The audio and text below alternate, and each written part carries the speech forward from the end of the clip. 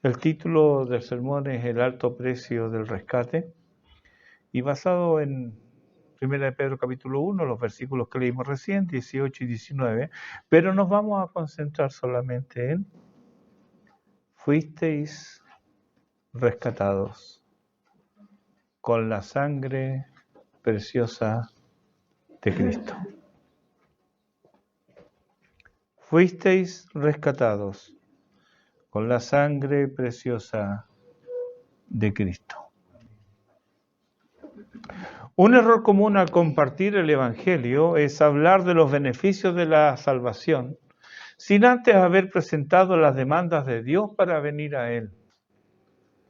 Siendo así, el oyente queda con la idea que puede recibir esos beneficios cuando quiera, que depende de él aceptar la oferta o no. Y así hemos transformado al pecador en Señor, que accede o no, que quiere o no, y el Señor con mayúscula es alguien impotente que ruega a la criatura que acepte su oferta. Obrando así, el pecador queda ignorante de su condición, ignora que está perdido y bajo la ira de Dios. Pero con los creyentes sucede otro tanto. Aquellos que son salvos por la gracia de Dios solo se conforman con saberlo. Se conforman con saberse salvos. Algunos ni siquiera se sabían perdidos, ya que se consideraban mejores que otros. Y le acompaña esta actitud en el caminar. Ellos son dados a la comparación, a la justicia propia. Han hecho de su conducta un ídolo, un salvador. Creen que son salvos por su conducta. Son los seres más miserables que hay. No disfrutan su salvación. Si es que son salvos, viven en constante temor y viven en un legalismo ciego que no les hace disfrutar la salvación que se halla solo en Jesucristo, no en su conducta. Otros ignoran el fundamento de su salvación. Creen, pero creen en la obra que Dios hizo en ellos.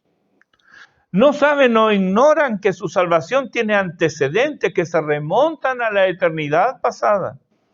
Y como la obra que Dios hizo en cada cual es fácilmente confundida con emocionalismo, la supuesta base, supuesta pues no es real, es insegura, es débil, es inestable. ¿Son salvos? Sí. Pero su salvación no está afirmada en la roca de los siglos, sino en la obra que Dios hizo en sus vidas. Al ser así, cuando vienen preguntas como, ¿y si no fue así? ¿No será todo esto imaginación mía?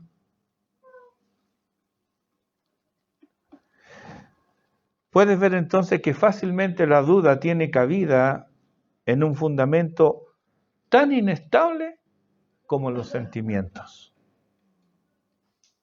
No eres salvo por lo que sientes.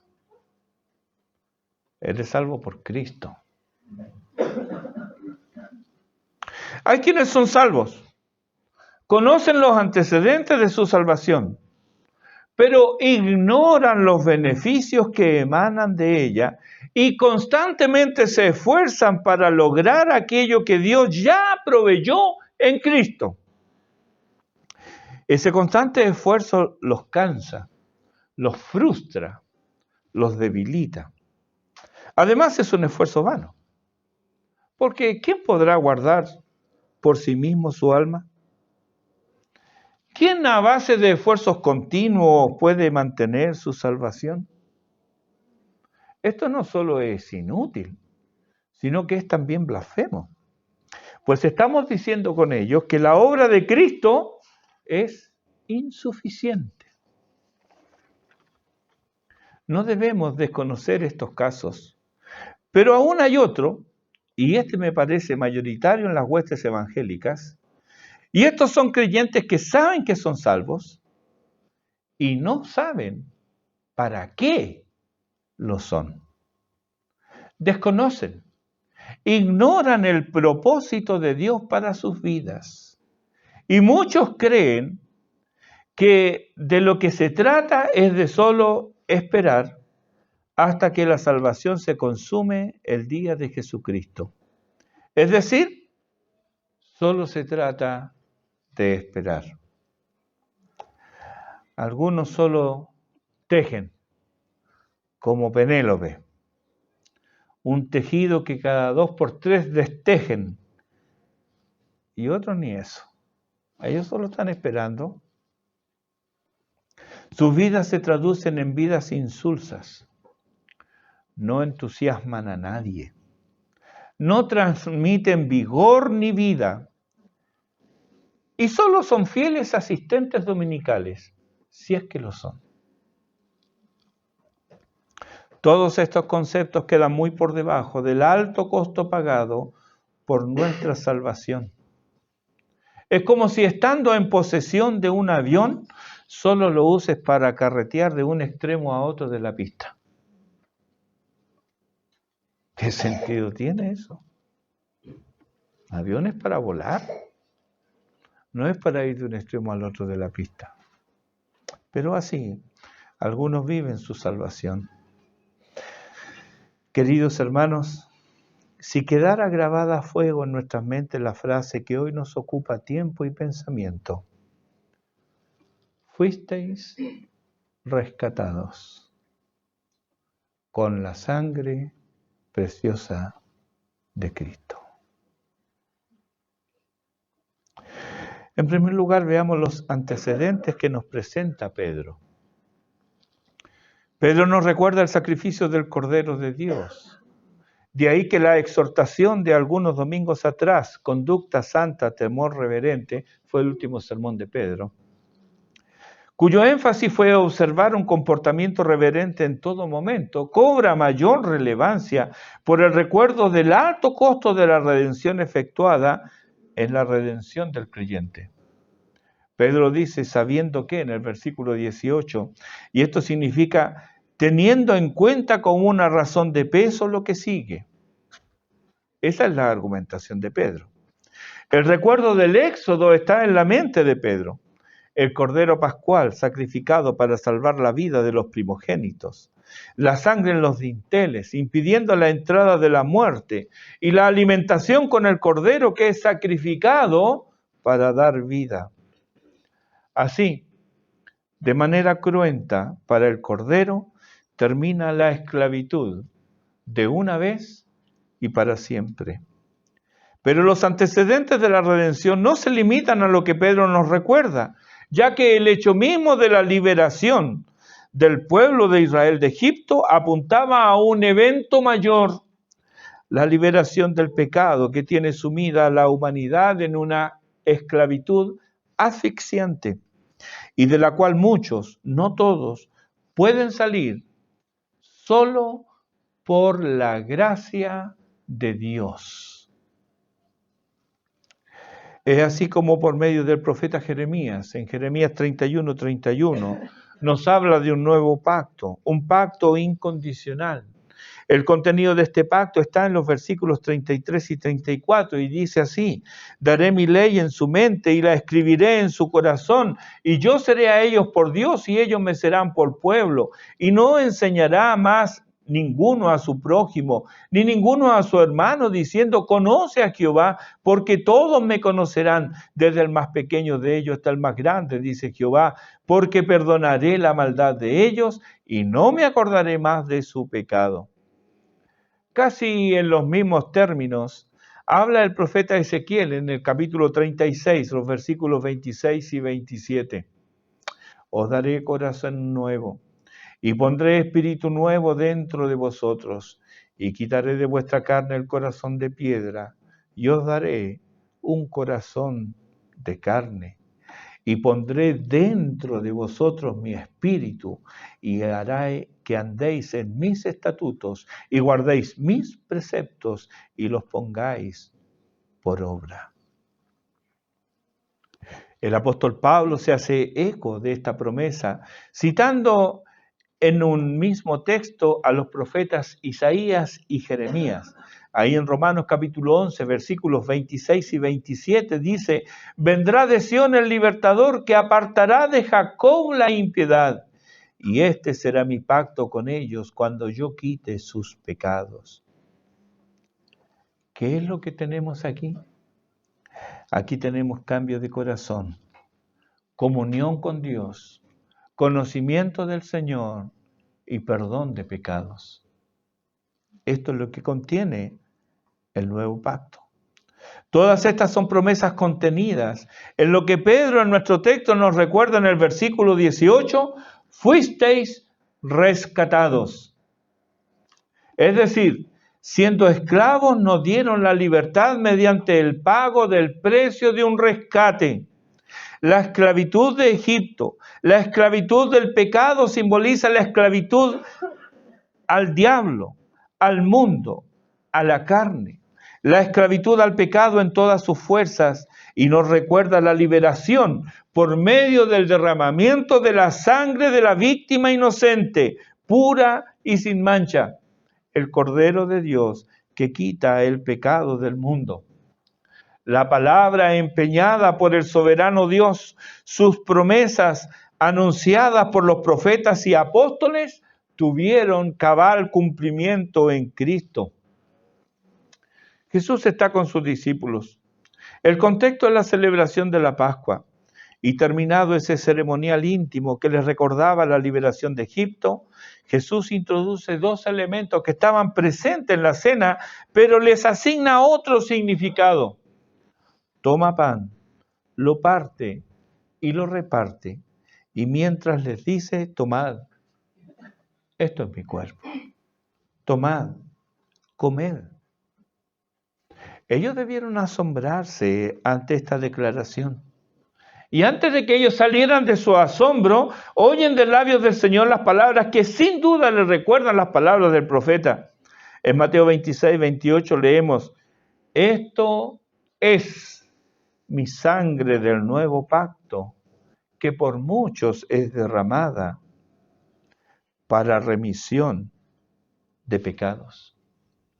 Lo que fue anunciado por los profetas, Jesús lo anticipa y en él se cumple.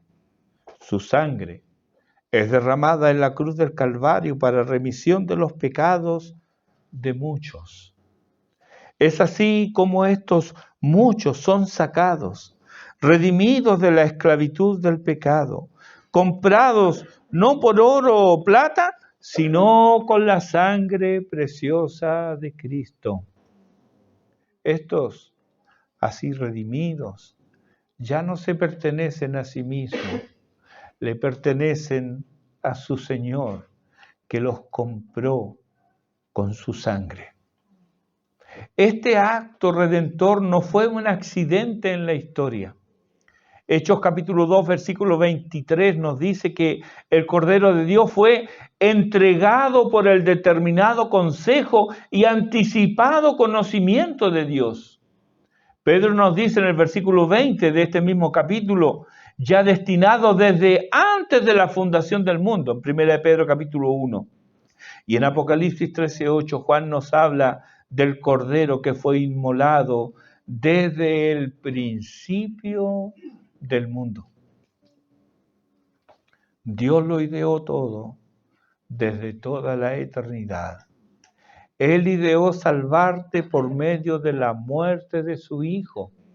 Con cuánta razón Juan nos recuerda: mirad cuál amor nos ha dado el Padre para que seamos llamados hijos de Dios. Hijos de Dios. Hijos de Dios. ¿Puedes creerlo? Antes éramos hijos de desobediencia, hijos de ira, hijos de las tinieblas, hijos inútiles, hijos de Satanás. Estábamos perdidos y Él nos halló. Vagábamos por el desierto y Él salió en nuestra búsqueda. Estábamos muertos y Él nos dio vida. Habitábamos en el reino de las tinieblas y fuimos trasladados al reino de su amado Hijo. En segundo lugar, hay muchos más beneficios que se derivan de la redención, de la compra de la cual fuimos objetos pasivos. No hubo participación nuestra en esta transacción. Nada pusimos nosotros porque nada teníamos para ofrecer, excepto nuestro pecado, nuestra maldad, nuestra inmundicia, nuestros harapos.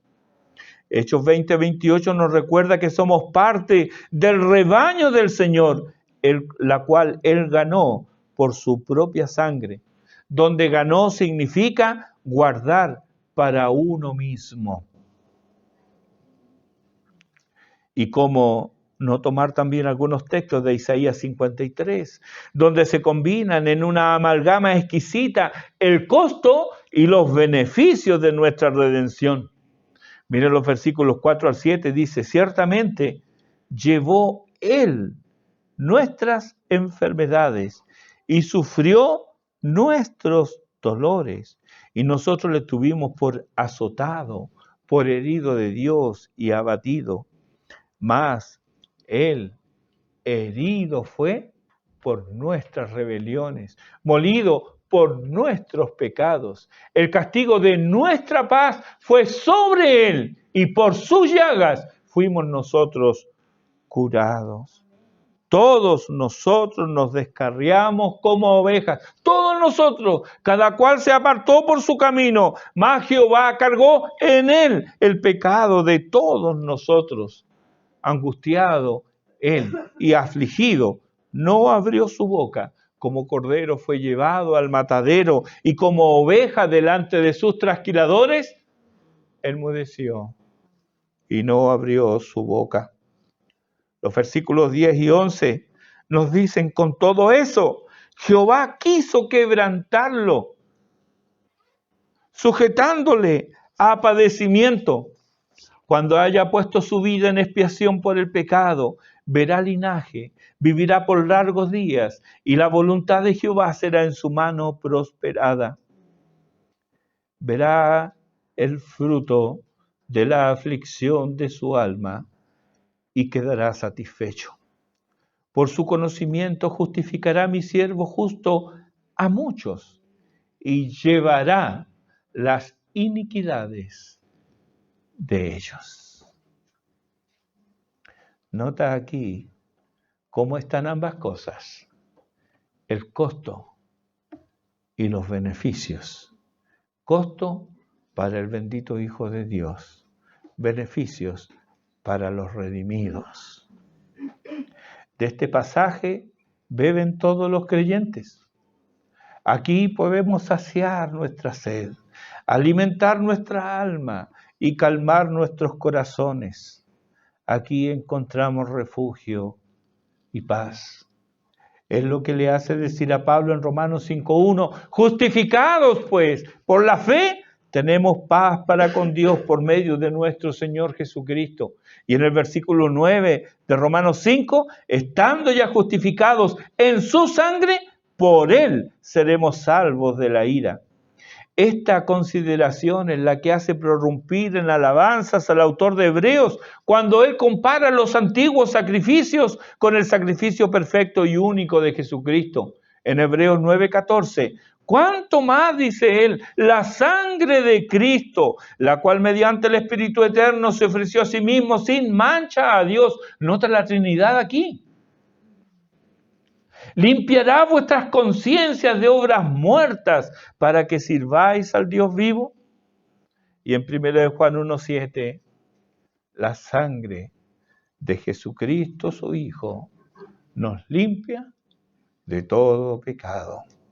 Somos justificados en su sangre y limpios por su sangre.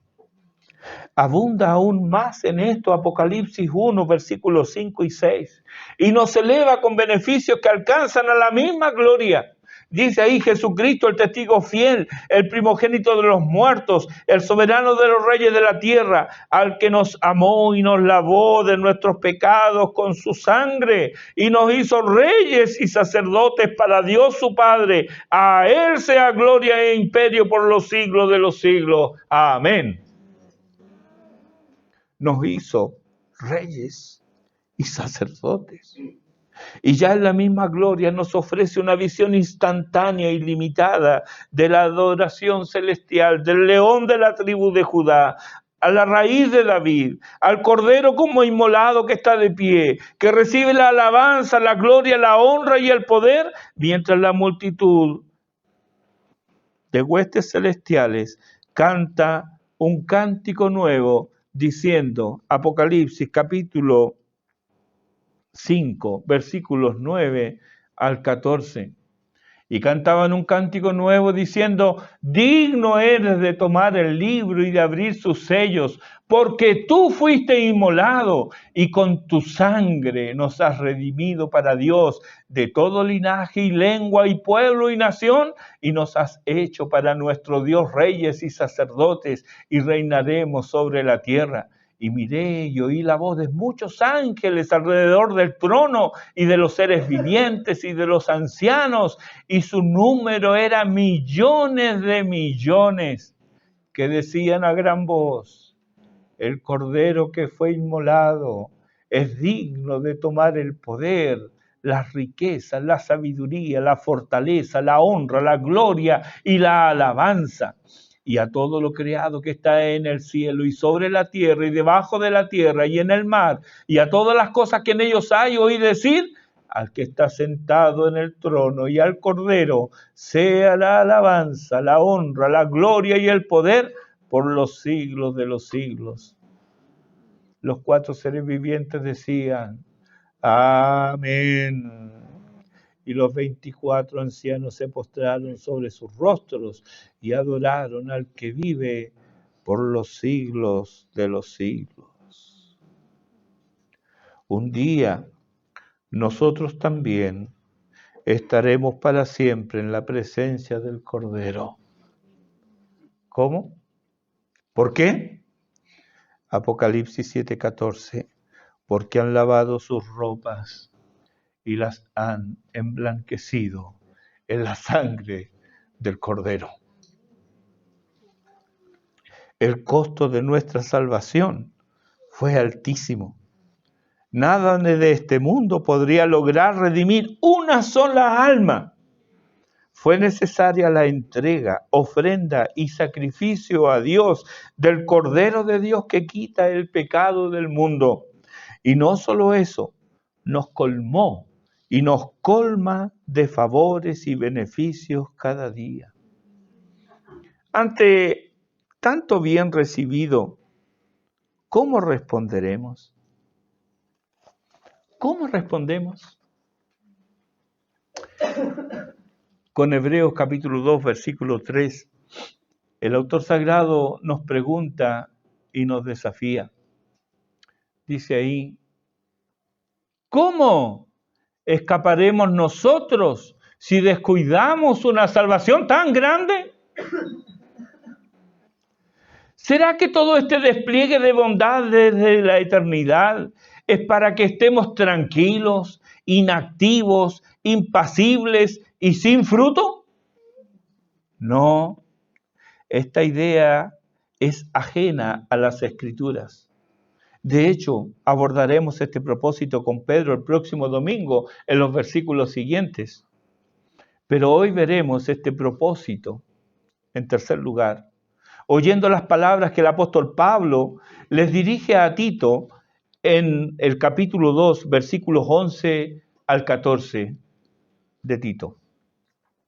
Dice ahí, porque la gracia de Dios se ha manifestado para salvación a todos los hombres, enseñándonos que, renunciando a la impiedad y a los deseos mundanos, vivamos en este siglo sobria, justa y piadosamente, aguardando la esperanza bienaventurada y la manifestación gloriosa de nuestro gran Dios y Salvador Jesucristo, quien se dio a sí mismo por nosotros para redimirnos de toda iniquidad y purificar para sí un pueblo propio, celoso de buenas obras. Cuando entendemos verdaderamente la gracia de Dios que se manifestó al salvarnos, deseamos conformar nuestras vidas a la voluntad de Dios. Dices ser creyente y vives a tu antojo y manera. ¿Qué? Ah, querido, no has entendido. No sabes. O tal vez no has conocido la gracia de Dios.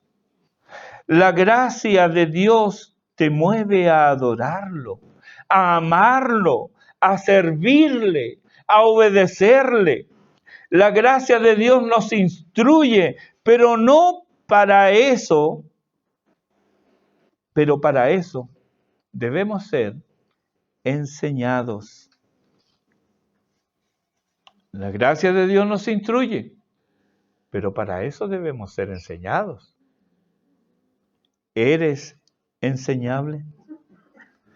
¿Te dejas enseñar o no hay quien llegue a tu altura? Entender es comprender. Y solo respondemos al Evangelio cuando comprendemos que Cristo murió y resucitó por nosotros. Y solo respondemos a su gracia en nuestras vidas cuando entendemos cómo quiere Él que vivamos nosotros. Pues, sí, se trata de Él, no de nosotros. Debemos vivir como Él quiere que vivamos. Porque, recuerda, no nos pertenecemos a nosotros mismos. Cristo te compró, le perteneces a Él. ¿Quieres vivir para Él? Pues renuncia a la impiedad. Esto es renuncia a hacer cualquier cosa sin tener en cuenta a Dios en tu vida. ¿Cuánto de lo que hacemos gira alrededor de nosotros mismos? Eso es impiedad. ¿Quieres vivir para Él? Pues renuncia a los deseos mundanos. Estos son consecuencias de llevar una vida impía, no solo en el pensamiento, sino también en el estilo de vida. Busca primero el reino de Dios. El que no conoce a Dios busca satisfacer sus deseos egoístas y sus apetitos carnales. Así son los falsos maestros. No buscan la gloria de Dios, ellos buscan la suya propia. Renuncia entonces a los deseos mundanos.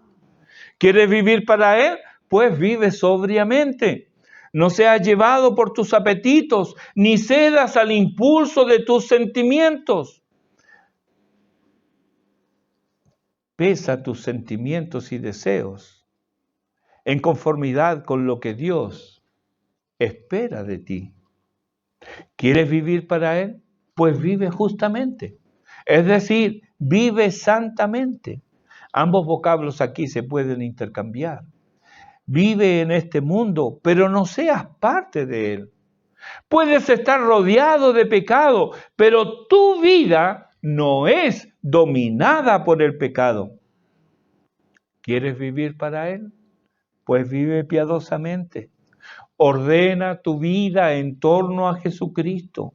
Tus decisiones deben tener como norte la voluntad de Dios, ya sea en lo personal, familiar, laboral, en lo recreacional y mayormente, por supuesto, en la iglesia.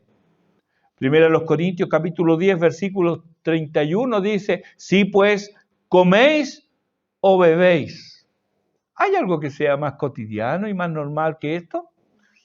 Aún estas cosas, o hacéis otra cosa, dice, hacedlo todo para la gloria de Dios. Proverbios capítulo 3, versículos 5 y 6 dice, fíate de Jehová de todo tu corazón y no te apoyes en tu propia prudencia. Reconócelo en todos tus caminos y Él enderezará tus veredas. Como quiera que sea que vivas, tu manera de vivir refleja tu forma de pensar. La forma particular en que vives delata tu filosofía de vida. Hay mucho Señor, Señor de labios que no es más que eso, mera palabrería, pues los actos, decisiones y pensamientos reflejan el interés propio, la ambición egoísta, el servicio mezquino y calculado. No hay piedad en lo que se hace. es frío, falto de amor. ¿Será que no hemos comprendido de la gracia de Dios? ¿Es que podemos acaso permanecer impasibles a los pies de la cruz? No. Todo creyente verdadero es impactado por esta demostración de amor y eso inevitablemente afectará nuestro modo de vida. No hablo de perfección, aunque para allá apuntamos. No, hablo de piedad, del deseo de agradar a Dios, de conformar nuestras vidas a la voluntad de Dios aquí y ahora, en el templo, en el hogar, en la cocina y en el dormitorio, en el taller y en el aula. ¿Por qué? ¿Por qué queremos conformar nuestras vidas a la voluntad de Dios? Porque fuisteis rescatados con la sangre preciosa de Cristo. Pablo resalta esto en sus escritos y le lleva a decir a Timoteo en 1 Timoteo capítulo 1, versículos 13 y 14, habiendo yo sido antes blasfemo, perseguidor e injuriador, mas fui recibido a misericordia porque lo hice por ignorancia, en incredulidad. Pero la gracia de nuestro Señor fue más abundante con la fe y el amor que es en Cristo Jesús. Pablo, Pedro, Juan y todo verdadero creyente jamás escapan al impacto de la gracia de Dios en sus vidas. Esa es la gracia que los motiva a vivir en todo momento para la honra y gloria de Dios. ¿Cuál entonces es el deseo básico del creyente? Él quiere agradar a aquel que lo amó cuando él merecía la condenación eterna. Él quiere agradar a aquel que curó su lepra incurable. Él quiere agradar a quien condescendió a su estado miserable y perdido. Él quiere agradar al que le dio vida cuando estaba muerto en delitos y pecados. Él busca ser enseñado en todo lo que conduzca a conformar su vida a la voluntad de Dios. No busca ser enseñado para saber. No, Él no está buscando información, está buscando conocer al amado de su alma. Quiere descubrir su corazón amante y complacer así a su amado. Él lo anhela y lo desea más que el centinela a la mañana. Es la novia impaciente que aguarda el día de la entrega de su amor sin imperfecciones. Eso es lo que desea el creyente. Eso es lo que debe primar en nuestras vidas. ¿Qué de aquellos que no responden a la gracia de Dios? ¿Qué de aquellos que viven solo para sí mismos? Mucho me temo que no conocen a Cristo. Porque, hermano, no se trata de tiempo. Deja un muerto 1000 años y seguirá muerto. No se trata de tiempo. No necesita el soplo vivificador del Espíritu. Tal vez se identifique como cristiano. Asista a los cultos religiosos, pero no hay vida en ellos. No verán hermosura en Cristo. Por lo tanto, no le aman ni le agradecen. ¿Qué vida más sombría la de estos hombres? No reconocen el amor de Dios en esta vida y le espera una eternidad bajo la ira de Dios. ¿Qué es de ti? ¿Conoces a Cristo? ¿Lo amas? Mira, huye de la ira venidera. Ven a aquel que dio su vida por ti, para que tú tengas vida, vida eterna y vida en abundancia. ven a Cristo hoy. Tú y yo, que le conocemos, recordemos entonces, fuimos rescatados con la sangre preciosa de Cristo. No lo olvides. El valor tuyo y mío no está en nosotros mismos. El valor tuyo y mío está en el precio que se pagó por rescatarte.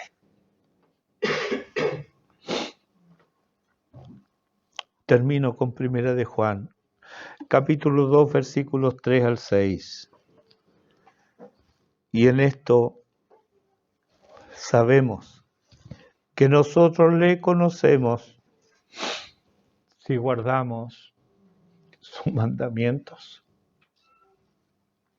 El que dice, yo le conozco, y no guarda sus mandamientos, el tal es mentiroso.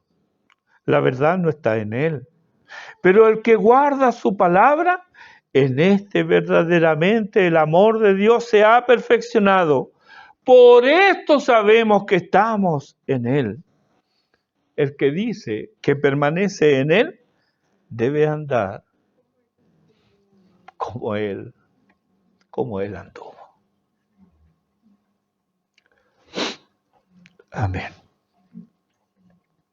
Dios tenga misericordia de nosotros y nos bendiga. Haga resplandecer su rostro sobre nosotros, para que sea conocida en la tierra su camino y en todas las naciones la salvación del Señor. Oremos.